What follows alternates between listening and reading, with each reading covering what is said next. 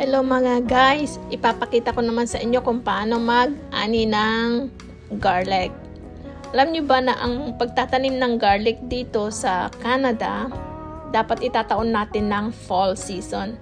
Mga October siya, mga end of October.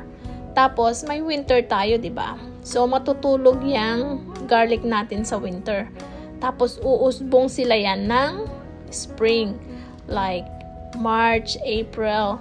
Tapos, mag-harvest na tayo ng July. Ayan. So, July na, kaya nag-harvest na ako ng garlic. Alam nyo ba na, pagkagaling ko sa trabaho, diretso na ako sa garden ko. Nag-harvest na ako ng garlic. Kasi harvesting na siya.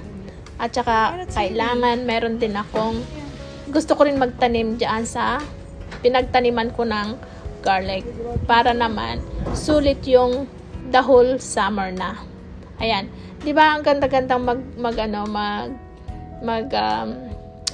harvest ng garlic. Ang sarap sa feeling. Ayan, tingnan niyo yung na-harvest ko. Ang dami, 'di ba?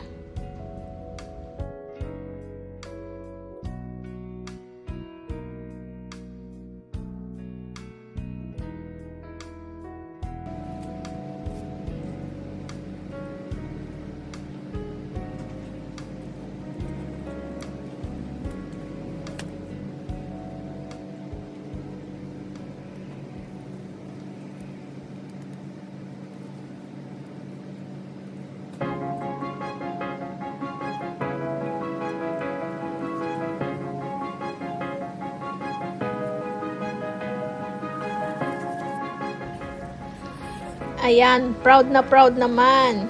Na-harvest ko na siya lahat. Ngayon, ang gagawin naman natin is tatalian natin siya para ipatuyo muna natin siya. It takes probably 2 weeks. Basta diretso yung araw. Kailangan nating patuyuin natin siya. Ganyan ang paglalagay, pagpapatuyo ng garlic. Kailangan pababa siya para yung, sabi nila, para yung tawag dito yung kanyang ang tawag ba diyan? Kalimutan ko na tuloy. Basta ganyan daw kung magpapatuyo ka ng garlic pababa sa ugat para maganda yung pagkakatuyo niya. Ayan. Tapos ayan, tali-tali lang natin siya, ilalagay natin siya doon sa may pag-akyatan ng aking ampalaya. Ayan. Ako, napaka-proud naman ng Ola.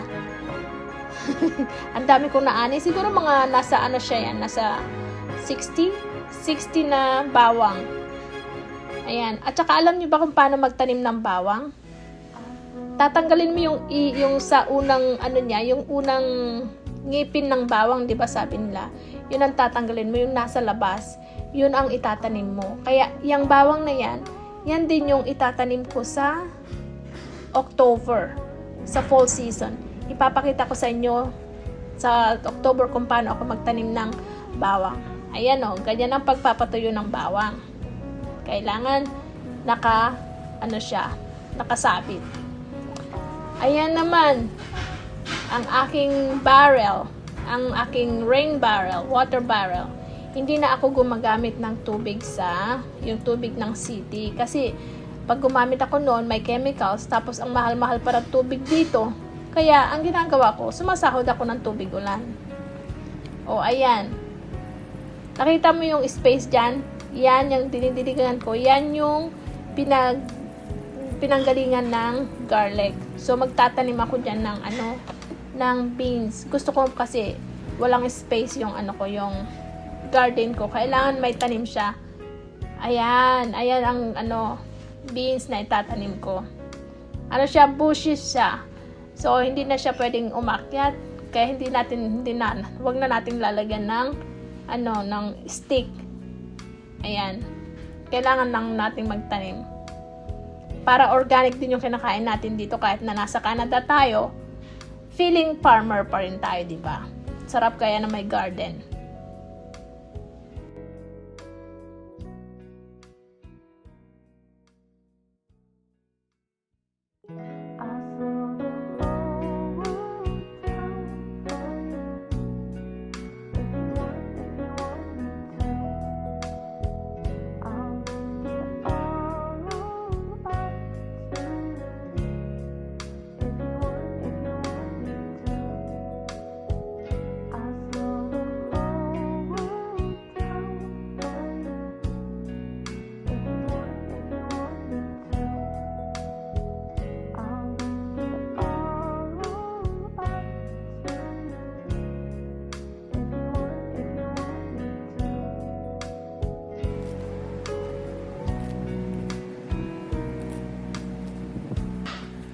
Ayan, dyan ka lang makakakita ng social na farmer dito sa Canada. Nakaputi pa yan ha. Social talaga. Nakakatuwa. Yan, linis lang, bunot-bunot. Yan, pakita ko sa inyo yung mga garden ko, mga tanim ko. Meron akong grape tomatoes. Yan ang aking grape tomatoes. Meron din akong tawag yan, cucumbers at saka yung aking beans.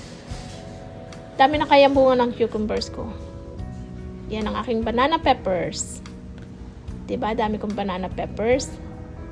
Tingnan nyo yung aking grape tomatoes. Ayan. Marami na namang ma-harvest ang mga apos. Aking mga apos pag nahinog na siya. Yan ang aking grape tomatoes. Diba dami bunga, nakakatuwa? Oh my gosh. Marami na siya. Marami nang maaani na naman. Makakaani naman ako ng marami. Ayan guys. Proud ako, diba? Proud naman talaga ako. Ipakita ko ang aking garden. Sana kayo din magtanim para meron din kayong maani.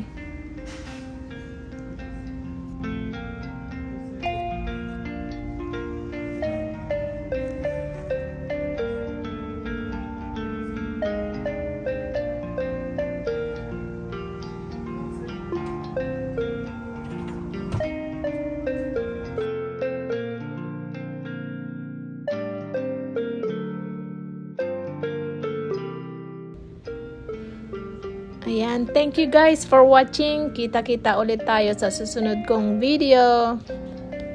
Salamat sa inyong lahat sa panonood, okay? See you next time.